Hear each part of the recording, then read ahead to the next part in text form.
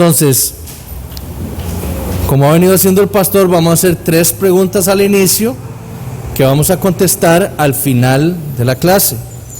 Las preguntas son: ¿cuál era el propósito principal del don de sanidades? Segundo, ¿Dios continúa sanando hoy? ¿Y cómo lo hace? Si es así, ¿cómo lo hace?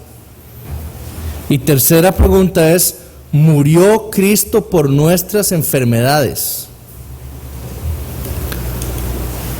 Entonces, el don de sanidades es un don, como dijo el pastor la semana pasada, es un don controversial. Se ubica dentro de los que se llaman señales y prodigios, y estos a su vez se ubican dentro del grupo de dones junto a la profecía y al don de lenguas, entre los dones extraordinarios, es decir, los dones que evidentemente son fuera de lo normal. El libro de Hechos obviamente está lleno de estos ejemplos de sanidades y vamos a ver algunos. Vayamos primero a Hechos capítulo 3.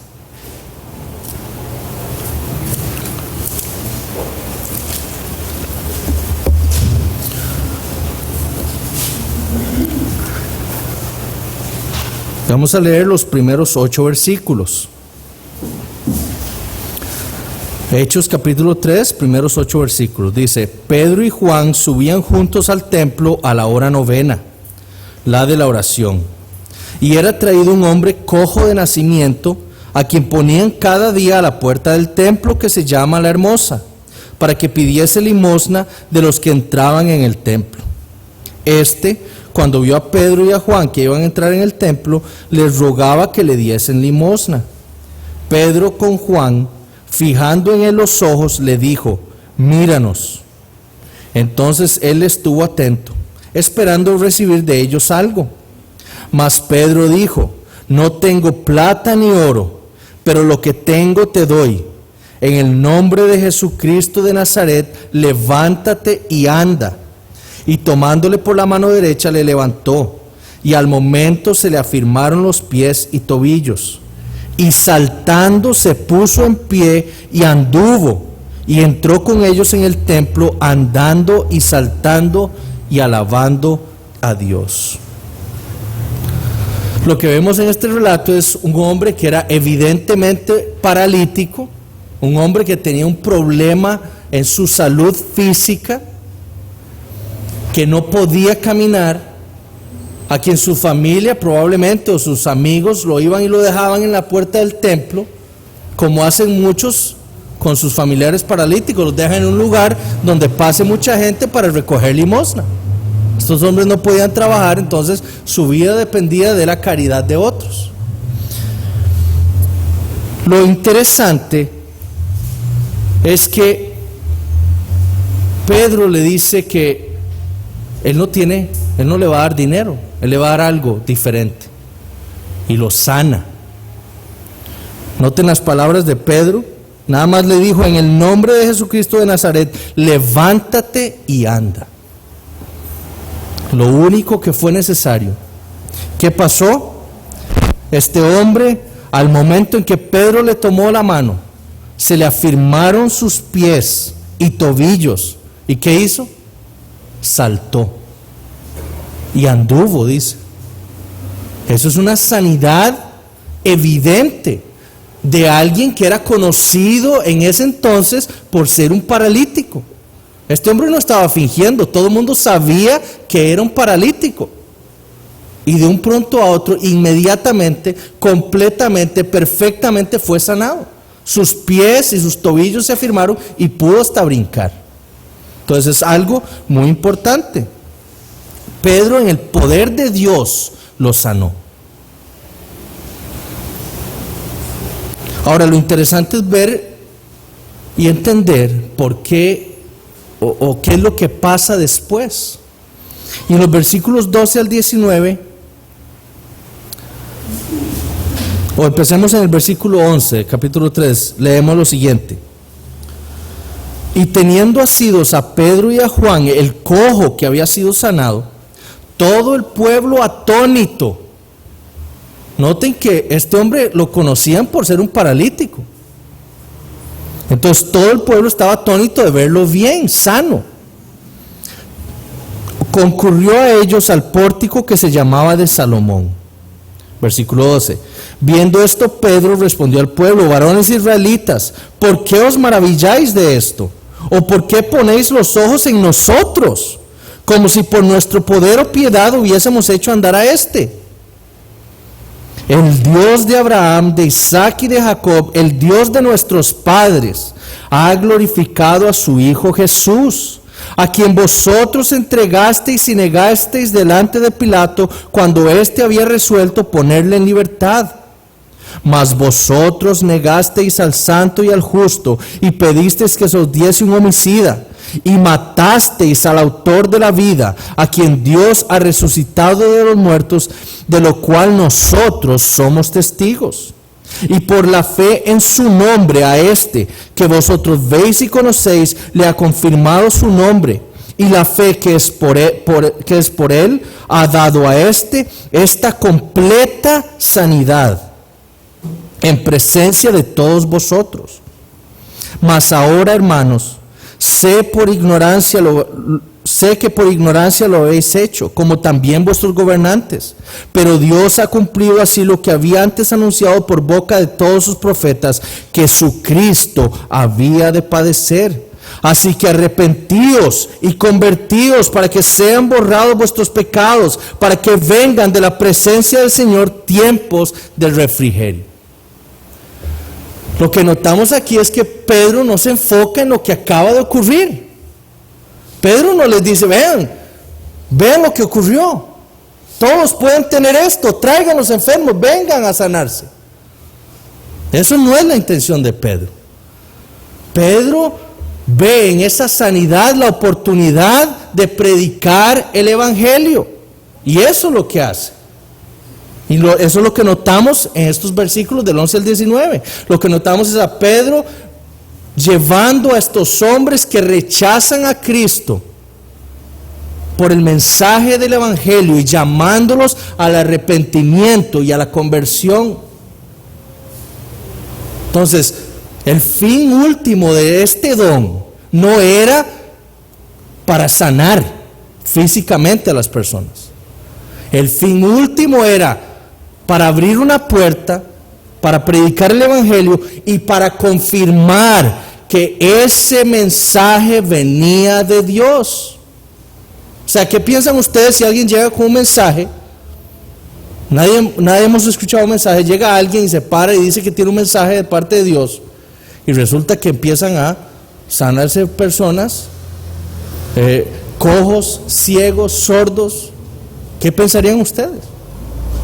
Bueno, eso fue el propósito del don. Era confirmar el mensaje traído por estos embajadores de Cristo. Ese era el propósito. Ahora veamos en Hechos 5, un par de capítulos más adelante, versículos 12 al 16. Hechos 5, 12 al 16. Y por la mano de los apóstoles se hacían muchas señales y prodigios en el pueblo, y estaban todos unánimes en el pórtico de Salomón. De los demás ninguno se atrevía a juntarse con ellos, mas el pueblo los alababa grandemente, y los que creían en el Señor aumentaban más, gran número así de hombres como de mujeres, tanto que sacaban los enfermos a las calles y los ponían en camas y lechos, para que al pasar Pedro a lo menos su sombra cayese sobre alguno de ellos. Y aún de las ciudades vecinas muchos venían a Jerusalén, trayendo enfermos y atormentados de espíritus inmundos, y todos eran sanados. Ahora, no debemos entender que la sombra de Pedro curaba gente. Eso no es lo que dice, sino lo que está diciendo es que la gente, viendo el poder que Dios les había dado a estos hombres, hasta pensaban que, bueno, tal vez si la sombra de Pedro lo toca se va a hacer sanar. Eso es lo que está diciendo ahí. Pero lo que dice, lo que entendemos es que todos los que le traían eran sanados. No dice que Pedro falló una vez o dos veces, no, todos los que les traían fueron sanados. Ahora, ¿qué pasa después de esto? Después de este milagro. A Pedro y a los apóstoles los echan en la cárcel. Y leemos en el versículo 17 que el sumo sacerdote y todos los que estaban con él, la secta de los saduceos, se llenaban de celos. ¿De celos por qué? Por lo que estaban haciendo estos hombres. Estos hombres estaban trastornando, como decía la vez pasada, trastornando el mundo. Estaban trastornando Jerusalén con lo que estaban enseñando. Entonces, los meten en la cárcel. ¿Y qué pasa después? En el versículo 19 leemos de un ángel que es enviado por Dios para que los libere de la cárcel. ¿Qué hacen los apóstoles? Inmediatamente se van, según el versículo 21, a predicar el evangelio. Ellos de nuevo se van al templo y vuelven a enseñar. A enseñar. Ese es el enfoque de los apóstoles. La enseñanza, el predicar el evangelio. Ahí no dice que ellos se fueron a sanar más gente, que ese era su propósito final. No, su propósito final era enseñar la palabra de Dios. Entonces, después de eso, el sumo sacerdote se da cuenta de que estos hombres vuelven a ir al templo a enseñar. O sea, los metió a la cárcel para que no enseñaran. Salen, él no sabe cómo, y se da cuenta que vuelven a enseñar en el templo. Entonces manda alguaciles para que los agarren, y temiendo que el pueblo no los fuera a apedrear, ¿verdad?, por todo lo que estaban haciendo, milagros y todo, lleva alguaciles y los traen de las buenas, por así decirlo, frente al sumo sacerdote. ¿Qué les dice el sumo sacerdote? No os mandamos estrictamente que no enseñaseis en ese nombre. Y ahora habéis llenado Jerusalén de vuestra doctrina y queréis echar sobre nosotros la sangre de ese hombre. ¿Qué responde Pedro? Versículos 29 al 32. Es necesario obedecer a Dios antes que a los hombres. Noten que lo que se está diciendo aquí es la enseñanza, es la orden que Dios le dio a los apóstoles, ¿verdad? No el sanar. La enseñanza es lo principal. Ese es el mandamiento que los apóstoles tenían que cumplir: predicar la palabra, predicar el evangelio. El Dios de nuestros padres levantó a Jesús. Escuchen lo que dice: todo esto viene por un milagro que fue hecho. Entonces, ahora Pedro y los apóstoles tienen la oportunidad de predicar el evangelio al sumo sacerdote y a todos los saduceos que estaban en contra de esa doctrina.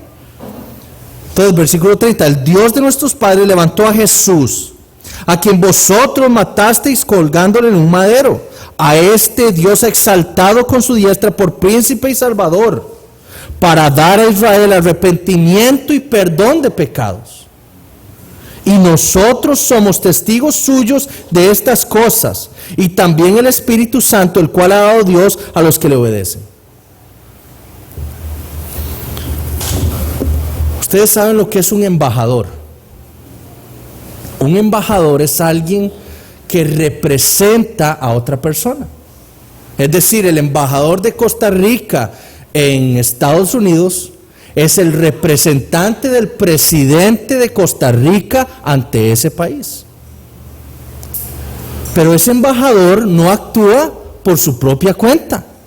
Él no lleva mensajes al presidente de los Estados Unidos de su propia cuenta.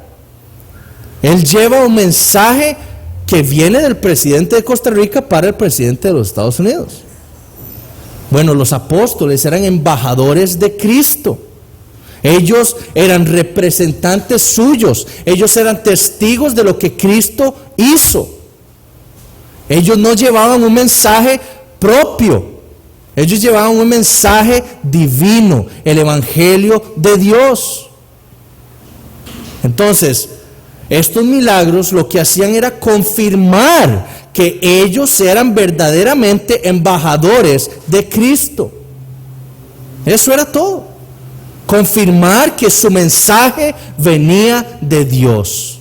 Para eso sirvieron las sanidades.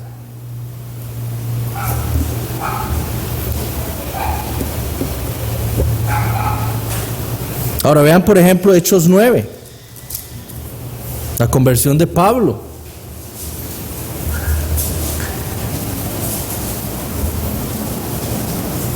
Nosotros vemos que Cristo se le aparece a Pablo en el camino a Damasco y lo deja ciego. Después envía a Ananías, un hombre, para que lo sane. En el versículo 17 y 18 leemos lo siguiente: fue entonces Ananías y entró en la casa, y poniendo sobre él las manos dijo: hermano Saulo, el Señor Jesús, que se te apareció en el camino por donde venías, me ha enviado para que recibáis la vista y seas lleno del Espíritu Santo. ¿Y qué dice? Y al momento le cayeron de los ojos como escamas, y recibió al instante la vista, y levantándose fue bautizado. Otro ejemplo de cómo ocurren estas cosas. Al instante, inmediatamente, en el momento en que Ananías le dice que recibiría la vista, así ocurrió. Ahora, ¿cuál fue el propósito? ¿Para qué se sanó Cristo a Pablo? Bueno, él tenía un propósito muy especial. Versículos 15 y 16. El Señor le dijo a Pablo, a Ananías, ve, porque instrumento escogido me es este. ¿Para qué? Para llevar mi nombre en presencia de los gentiles y de reyes y de los hijos de Israel, porque yo le mostraré cuánto le es necesario padecer por mi nombre. Entonces lo importante para Dios no era sanar a Pablo, era que él era un instrumento escogido suyo para llevar su mensaje a los gentiles. Entonces confirma Dios por medio de Ananías a Pablo que todo lo que había ocurrido era de parte de Dios. ¿Para qué? Para obedecerle en todo lo que Cristo le iba a mandar a Pablo a hacer: predicar su evangelio a los gentiles. Esa es otra de los pasajes donde vemos el propósito principal de este don de sanidades: confirmar el evangelio que era predicado por los apóstoles. Ese era el propósito. El fin último no eran las sanidades. Cristo no vino a sanar a todas las personas, no. Nosotros lo vemos, por ejemplo, en la serie de milagros que nuestro hermano Ronnie ha venido dando. Jesús sanaba a uno, pero no a todos, porque el propósito de Cristo no era sanar, restaurar físicamente a las personas. Él vino para otra cosa que vamos a ver más adelante: la restauración espiritual. Entonces, ¿cuáles son las características de estas sanaciones? Ya hemos dicho: completas, instantáneas. No fueron resultado de alguna práctica médica sobre estas personas. Estas personas no tenían que ir a un médico a que les hiciera un masajito o algo, ¿verdad?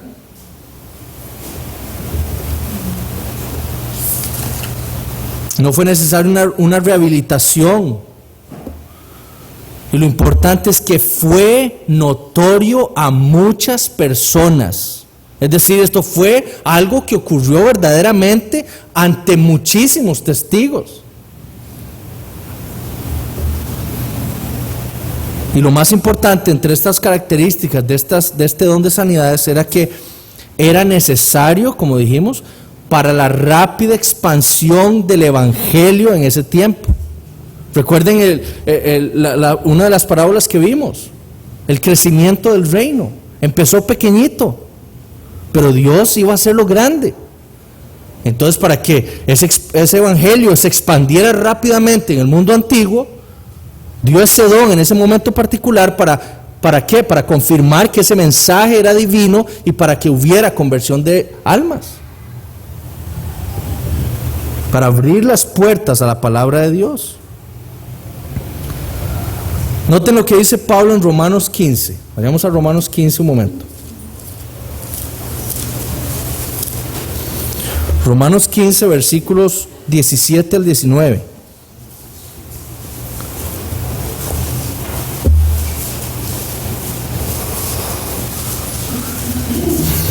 Dice: tengo pues de qué gloriarme en Cristo Jesús en lo que a Dios se refiere. Escuchen esto: porque no osaría hablar sino de lo que Cristo ha hecho por medio de mí para la obediencia de los gentiles, con la palabra y con las obras, con potencia de señales y prodigios en el poder del Espíritu de Dios, de manera que desde Jerusalén y por los alrededores hasta Ilírico, todo lo he llenado del Evangelio de Cristo. Entonces Pablo confirma aquí que su propósito era llenar el mundo con el Evangelio de Cristo. Y esto ocurrió por medio de señales y prodigios. Es decir, Pablo no se dedicó a hacer milagros y ya, ahí está, y ahora sí que vean a ver si se convierten.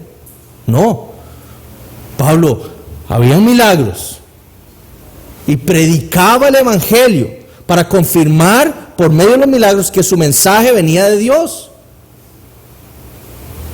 Ese era el propósito de Pablo. Pablo le daba importancia a la predicación del Evangelio, no a las sanidades.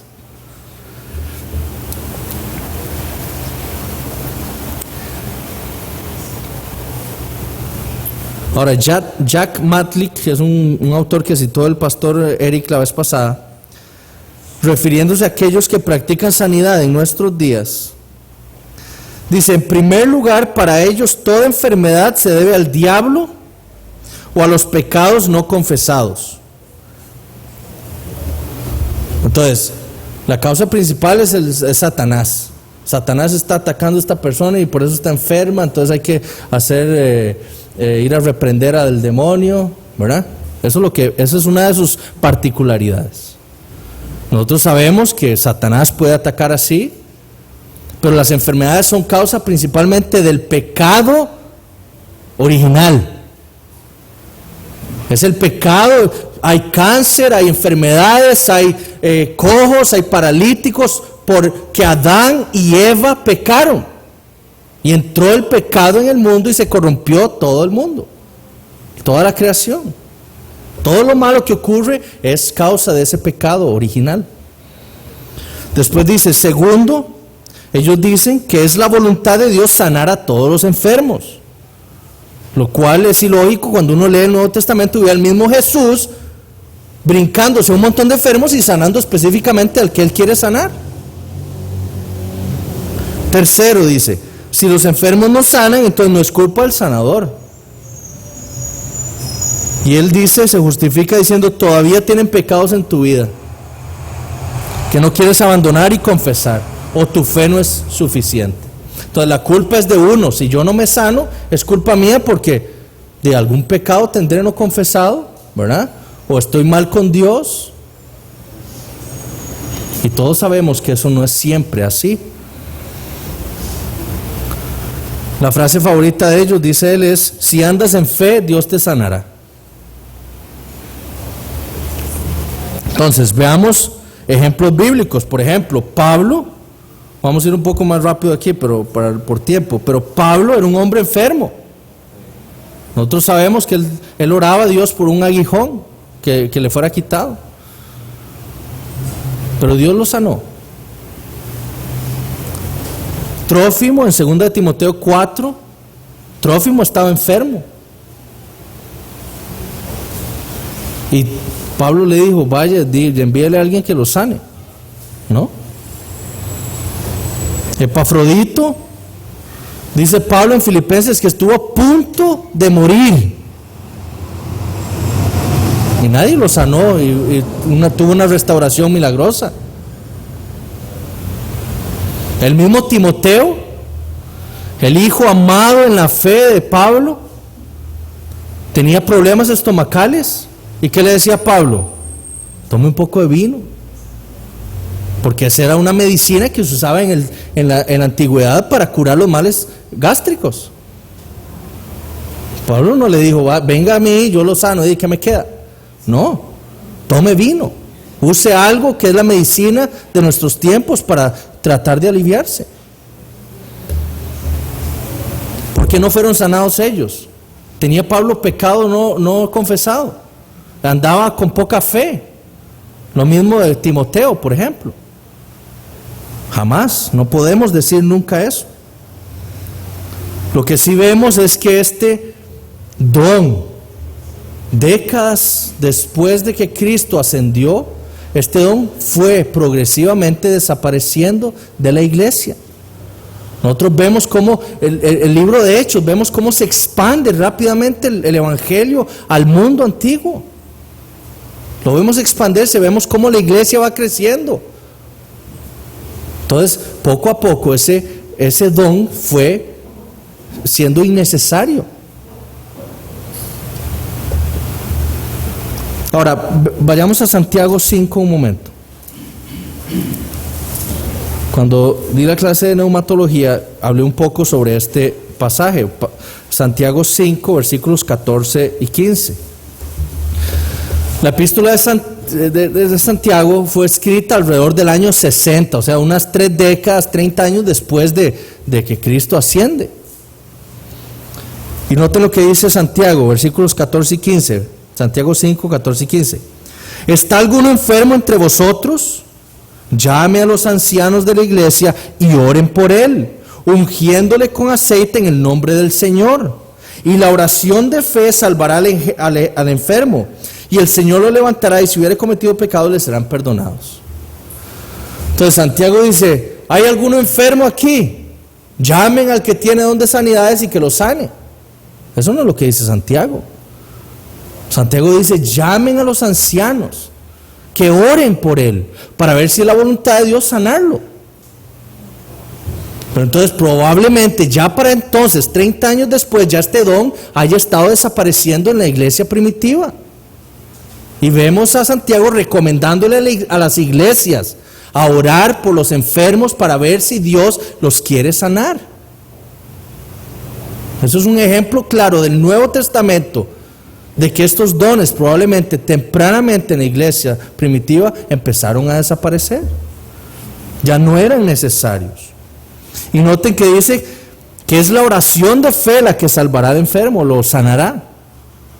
Porque muchos creen que el aceitico es mágico, ¿verdad? El aceite era algo medicinal en esos tiempos. Lo usaban para atender a los enfermos. Entonces Santiago lo que está diciendo es, oren por él y usen todo lo que sea necesario en los medios que hay médicos de nuestros tiempos para tratar de que sane la persona. Pero lo que salva, lo que sana no es el aceite, es la oración de fe de los creyentes orando por su hermano enfermo.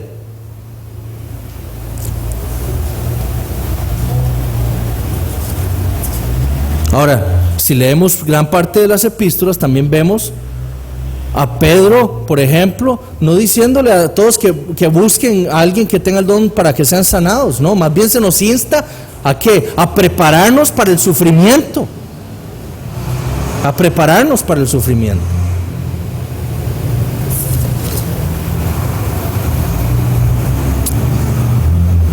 Los cesacionistas, los que creemos que este don de sanidades desapareció poco tiempo después de que, de que Cristo ascendió, de que este don ya no está presente en nuestros tiempos, no negamos que hayan milagros hoy en día.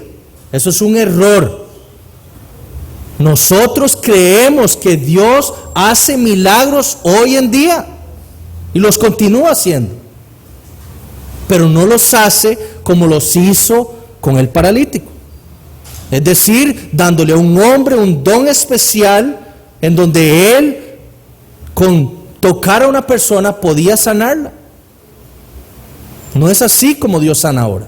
Dios sana ahora como Santiago lo dijo, por medio de la oración de la iglesia por su hermano enfermo. Y si es la voluntad de Dios, Él lo sana. Si no, no. Pero Dios continúa haciendo milagros. El hermano Eric me contaba de un muchacho, un joven aquí, que venía a la iglesia, Jeremy, que tenía leucemia y que fue sanado por medio de la oración de la iglesia. Y desapareció, comprobado médicamente.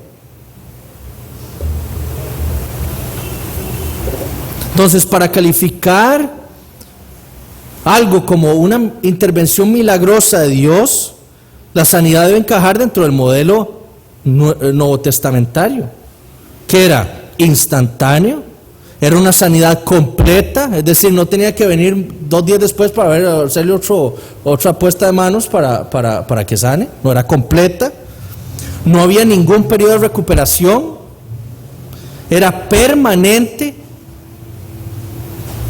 y era parte o sucedía parte de cualquier atención médica que pudiera haber contribuido con esa sanidad.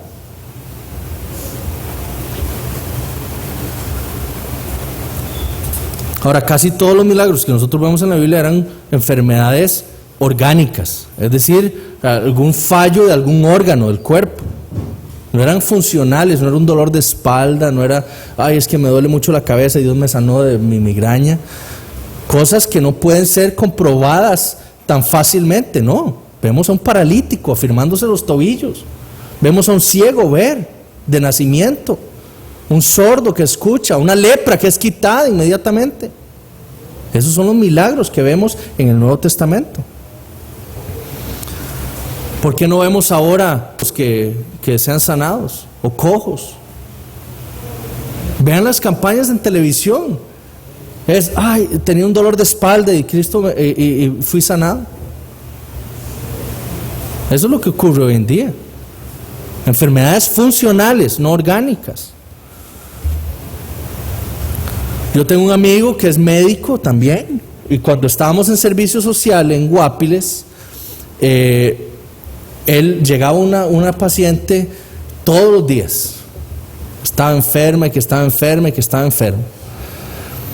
Ya llegó al colmo la paciencia de mi amigo, y entonces él le mintió. Él le dijo: vea, señora, acaba de llegar un suero de Alemania, pero usted no le puede decir a nadie, porque si no todo el mundo va a querer avenirse este producto que es milagroso. Y entonces agarró un suero y le puso vitamina B. Entonces el suero se torna amarillo. Entonces se lo puso un día y le dijo: vea, esto la tiene que curar inmediatamente, porque es algo carísimo que viene de otro país, de Alemania, y la tiene que curar. La señora nunca más volvió.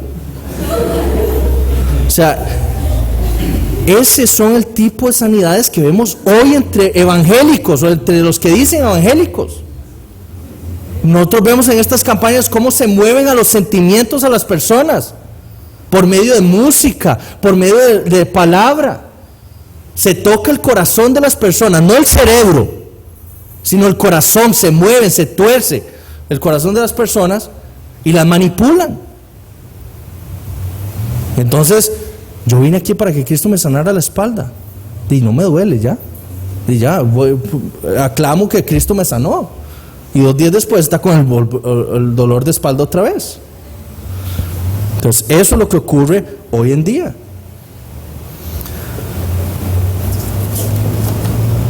Y tenemos muchísimos ejemplos. Oral Roberts, que acaba de morir hace unos años. Benny Hinn, que ha dicho que cuando si se muere alguien en la casa, sí dijo un día en televisión, si hay alguien muerto en la casa, póngalo a abrazar el tele para que sea sano, para que sea resucitado. O sea, ese tipo de barbaridades y engaños. Benny Hinn dice que Dios, la deidad, son 9 personas. Joyce Meyer, no sé si conocen a esta mujer, ha dicho que Cristo es el primer hombre que ha nacido de nuevo. John MacArthur una vez dio una entrevista y él dijo: el Espíritu Santo siempre da dones a creyentes, a personas que tienen una doctrina correcta. Y él dijo que en Benny Hinn se confirmaba que él no poseía el Espíritu Santo, sino a Satanás, porque el Espíritu Santo no le va a dar un don de sanidades a alguien que es un hereje.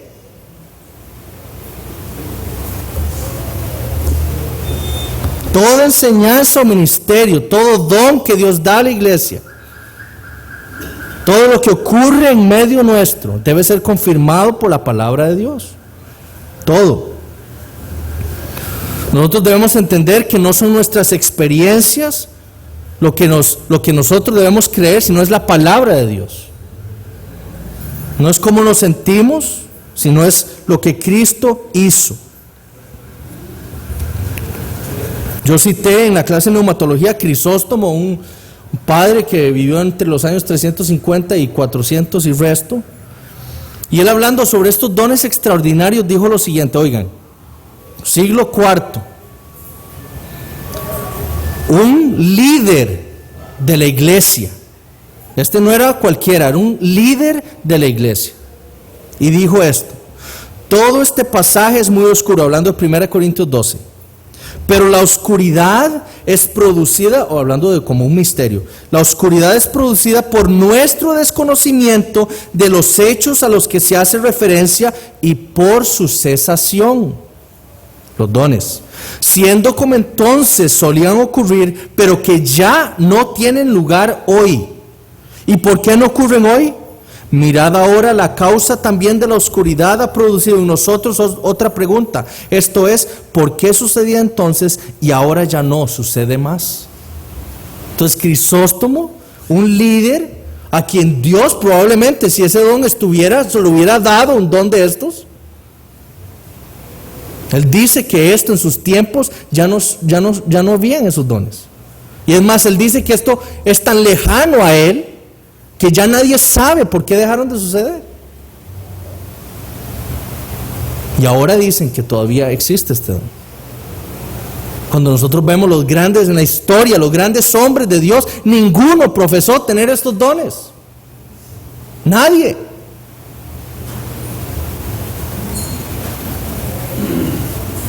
Ahora, otro asunto importante que el pastor quiere enseñarnos a nosotros es que ellos dicen: queremos darle la gloria a Dios, estos sanadores modernos. Pero lo que vemos al fondo es que ellos buscan su propia gloria. Porque si verdaderamente le quieren dar gloria a Dios, se enfocan en lo que Dios quiere enfocarse, que es la predicación del Evangelio, el llamado a la conversión y el arrepentimiento de los hombres, lo cual está totalmente ausente de sus cruzadas. Si ellos quieren imitar a Pedro, entonces que prediquen el Evangelio, pero ellos se enfocan en otra cosa.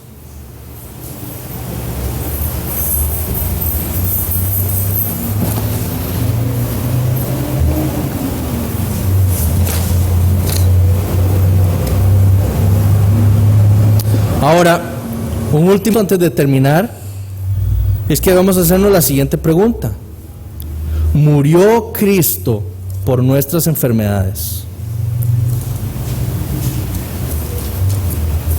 Ahora, ¿por qué pregunto esto?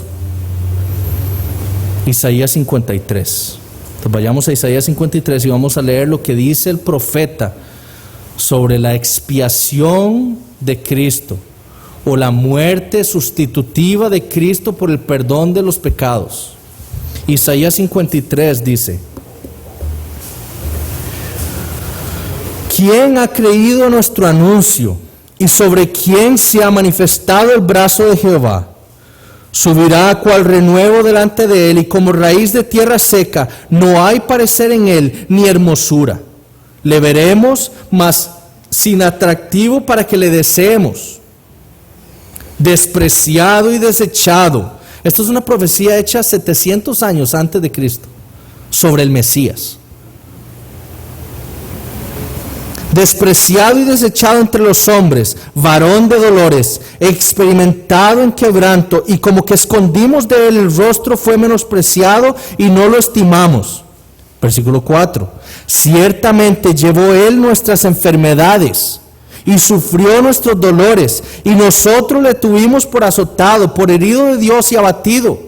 Mas él herido fue por nuestras rebeliones, molido por nuestros pecados. El castigo de nuestra paz fue sobre él, y por su llaga fuimos nosotros curados. Todos nosotros nos descarriamos como ovejas, cada cual se apartó por su camino, mas Jehová cargó en él el pecado de todos nosotros. Angustiado él y afligido, no abrió su boca. Como cordero fue llevado al matadero, y como oveja delante de sus trasquiladores, enmudeció y no abrió su boca. Por cárcel y por juicio fue quitado. ¿Y su generación, quién la contará? Porque fue cortado de la tierra de los vivientes y por la rebelión de mi pueblo fue herido. Y se dispuso con los impíos su sepultura, mas con los ricos fue en su muerte, aunque nunca hizo maldad ni hubo engaño en su boca. Con todo eso Jehová quiso quebrantarlo, sujetándole a padecimiento, cuando haya puesto su vida en expiación por el pecado. Verá linaje, vivirá por largos días, y la voluntad de Jehová será en su mano prosperada. Verá el fruto de la aflicción de su alma y quedará satisfecho. Por su conocimiento justificará mi siervo justo a muchos y llevará las iniquidades de ellos. Por tanto, yo le daré parte con los grandes y con los fuertes repartirá despojos, por cuanto derramó su vida hasta la muerte y fue contado con los pecadores. ¿Qué dice? Habiendo él llevado el pecado de muchos y orado por los transgresores. Entonces, ¿por qué la pregunta? ¿Por qué debemos responder si Cristo murió por nuestras enfermedades también? Porque esa es una de las afirmaciones que hacen estos sanadores modernos.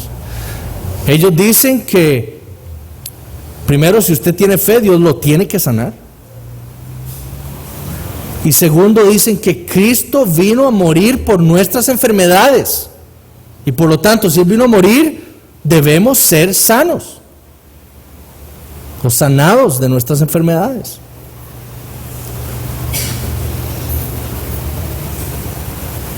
Ahora, esto lo leemos en el versículo 4. Ciertamente llevó Él nuestras enfermedades. Ahora, el término en hebreo, que se traduce aquí como enfermedades, ciertamente puede significar enfermedades, pero también puede significar aflicción, algo más general. Ahora, ¿cómo debemos entenderlo nosotros? Bueno, debemos ir para hacer una buena interpretación, debemos ir al contexto, a todo el pasaje y ver de qué es lo que está hablando el profeta. O sea, ¿qué es lo que está diciendo Isaías que vino a ser este Mesías sufrido o sufriente? Noten todos estos versículos, versículo 5. Mas él herido fue por nuestras rebeliones, molido por nuestros pecados. No dice molido por nuestras enfermedades, dice molido por nuestros pecados. Versículo 6. Todos nosotros nos descarriamos como ovejas, cada cual se apartó por su camino, mas Jehová cargó en él el pecado de todos nosotros. No dice que cargó en él nuestras enfermedades, dice que cargó en él nuestros pecados. Versículo 8. Por cárcel y por juicio fue quitado, y su generación, ¿quién la contará? Porque fue cortado de la tierra de los vivientes, y por la rebelión de mi pueblo fue herido.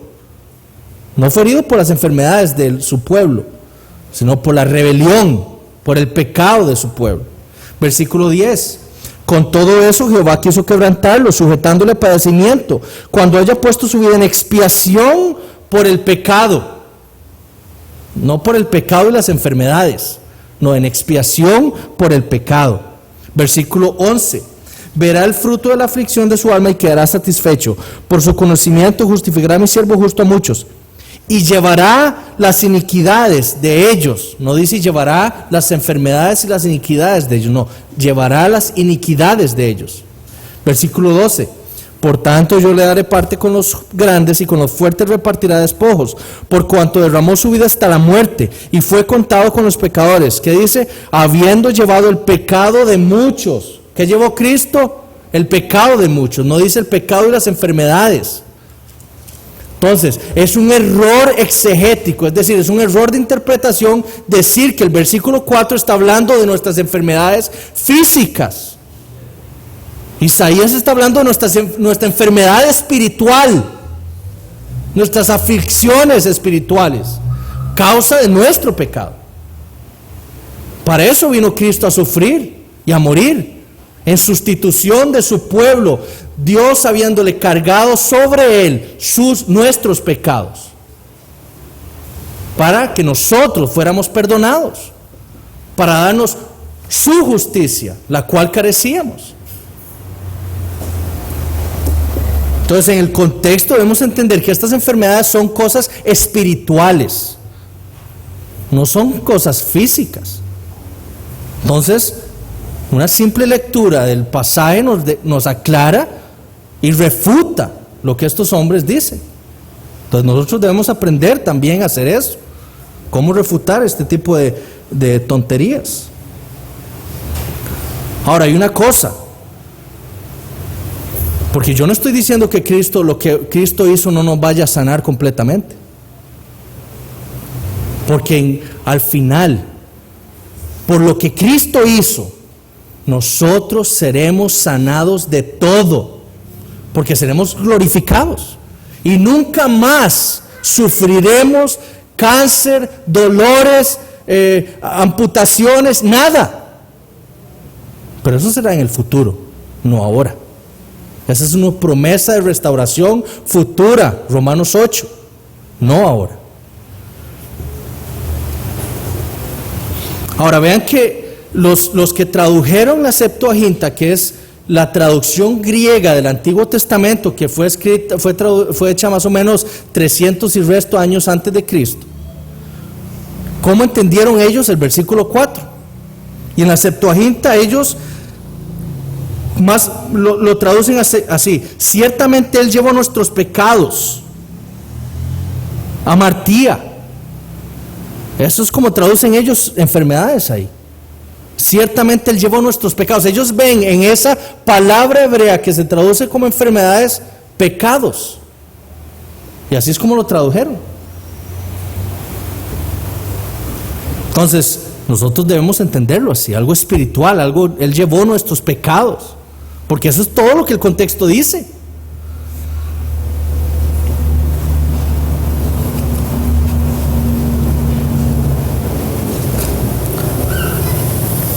Ahora, esto lo podemos saber nosotros por cómo interpreta el Nuevo Testamento la obra de Cristo.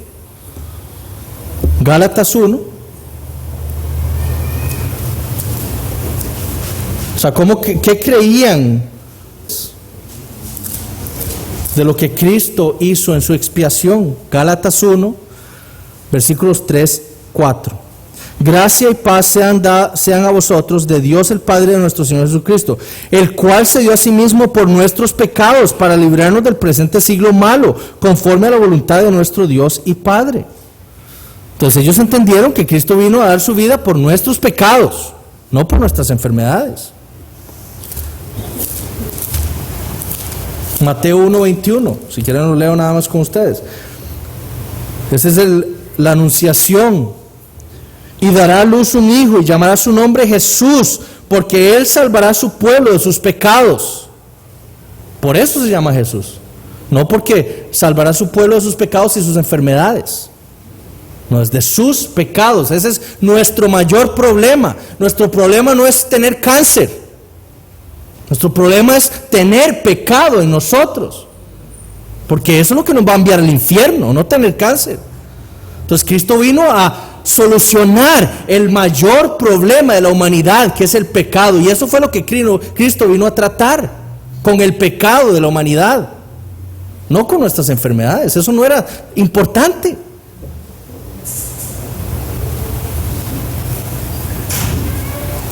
Ahora el pastor tiene una aplicación para nosotros, el llamado a la compasión. Santiago 1:27.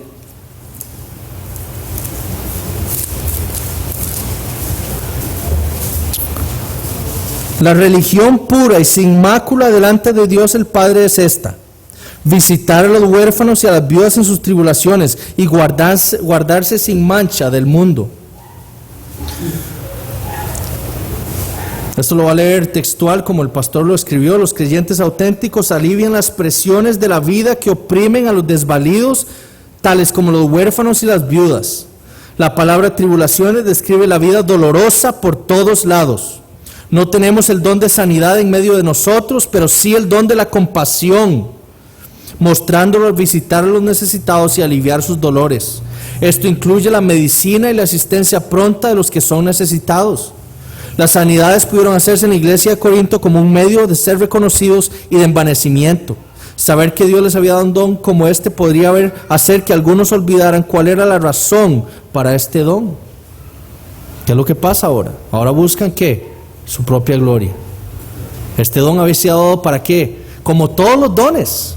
Es que eso es lo que nosotros, si hay algo que tiene que quedar de esta clase dominical, de estos 3 meses, es que todos nosotros tenemos al menos un don dado por Dios.